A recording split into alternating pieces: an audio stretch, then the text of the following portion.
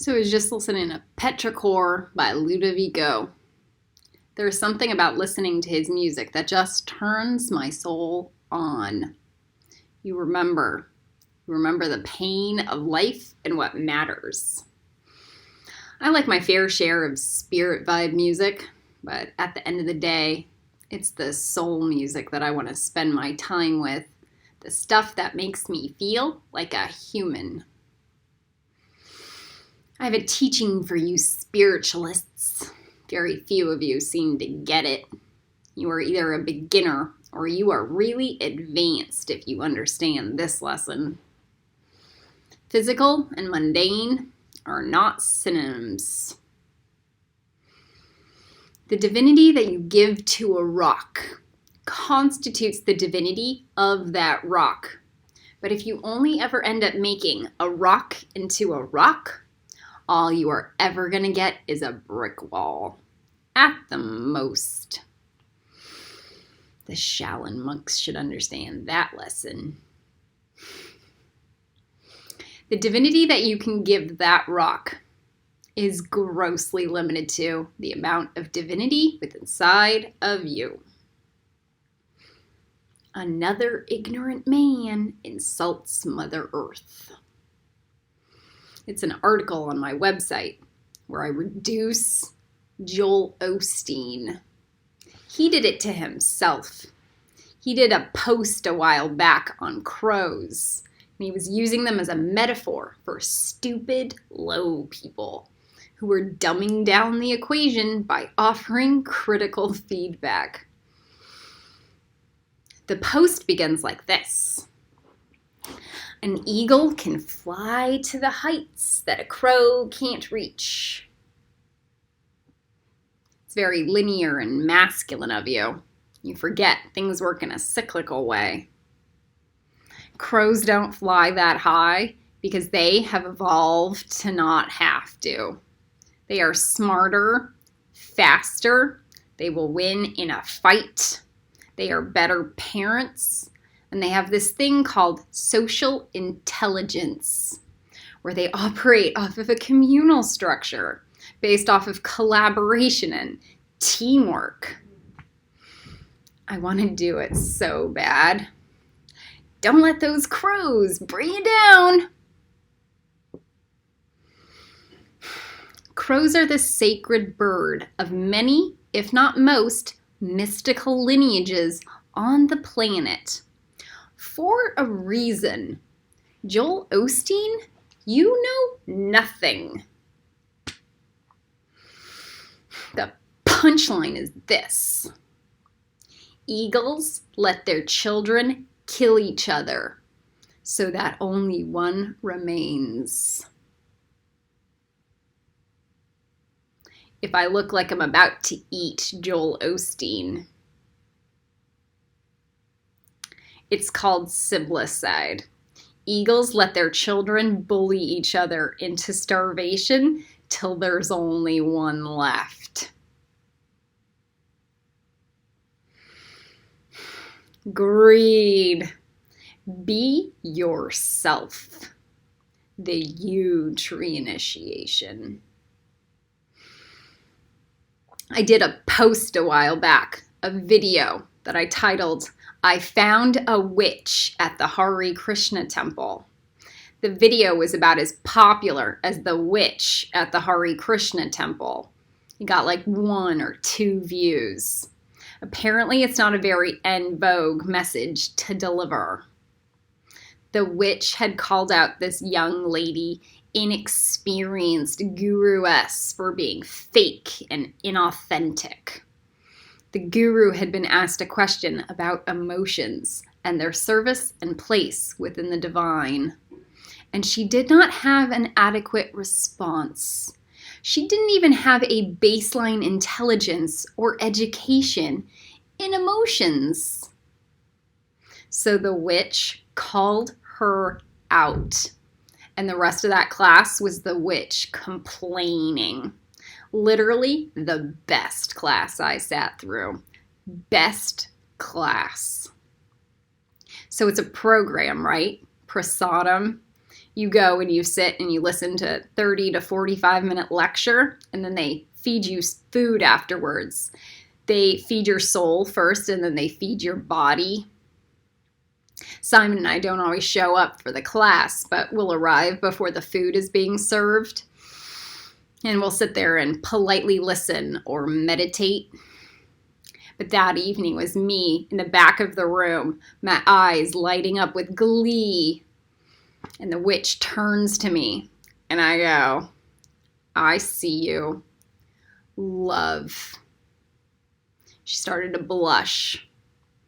Always be yourself for the invisible dragon queen sitting in the background. Always. What made her a witch? They stand out.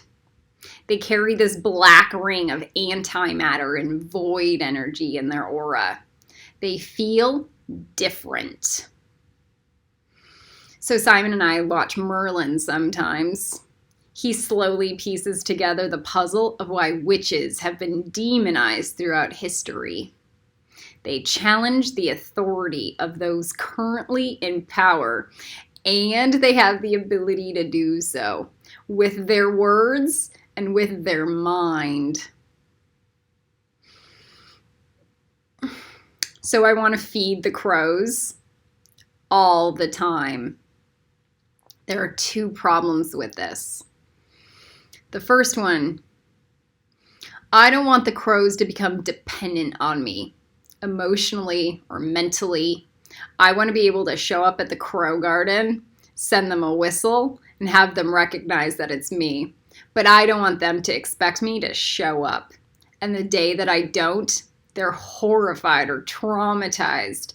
I don't want them to become dependent on the food that I give them. It'd be different if I was living on a farm and I could show up at the same place, the same time, every day, but I don't. I'm completely dependent out of feeding them out of somebody else's shitty, litter-filled garden.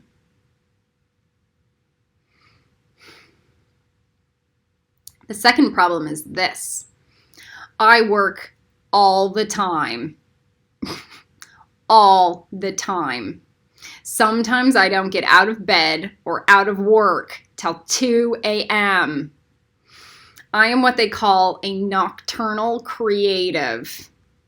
I'm a go with the divine flow, receive creative inspiration kind of gal. So when I'm awake or I'm available, it's like, yay, time to go play. Thank God. I had to make a decision one day. This is where my greed comes in. I wanted to go feed the crows. And I wanted to go get lunch at the Hare Krishna temple with Simon. And Spirit kept on trying to point out the word greed to me. I knew exactly the message they were trying to communicate. Exactly. I muscle tested it. I felt it. I received the message. Delivered. And I betrayed it. So it betrayed me. So Simon and I end up walking 1 hour to the temple. And when we arrive, they weren't even serving prasadam that day. That afternoon was about me feeding the crows. Me feeding my soul by feeding my babies. I instantly understood the fuck you when I got to the temple. Nothing. That day was about me feeding, not me being fed. And if I had only done the right thing, everyone would have won. Instead, my greed created a lose-lose scenario, and nobody was fed. Not me, not Simon, not my soul, and not the crows. If I had only learned how to pay it forward. Greed. So I'm going to end it on this note because I think you all get the message. And to the royal family with love. It is both inexcusable and completely irreverent that you do not have one bird feed truck outside of Kensington Palace and instead have a banana feeding fat monkeys sick there feeding the fat sick tourists.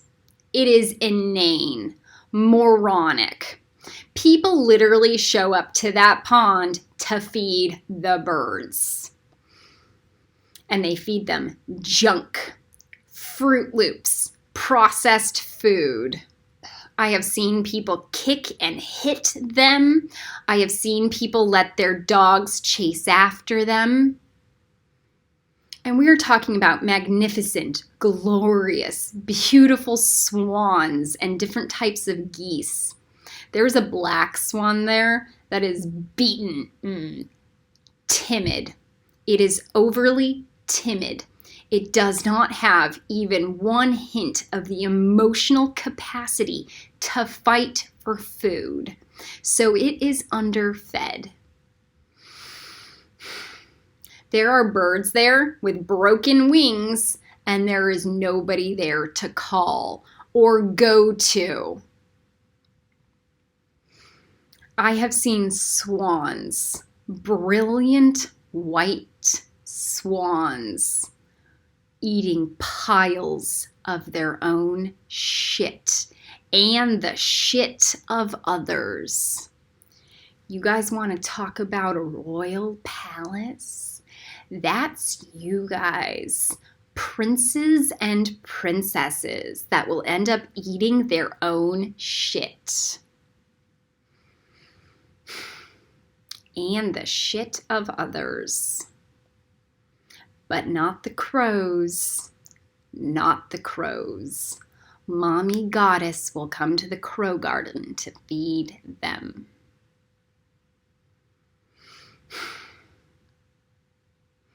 You guys might think I'm greedy with my attention and my time and my long pauses. They will wait.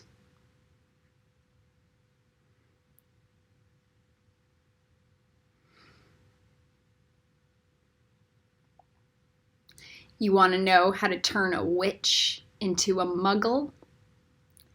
Get them to shut the fuck up.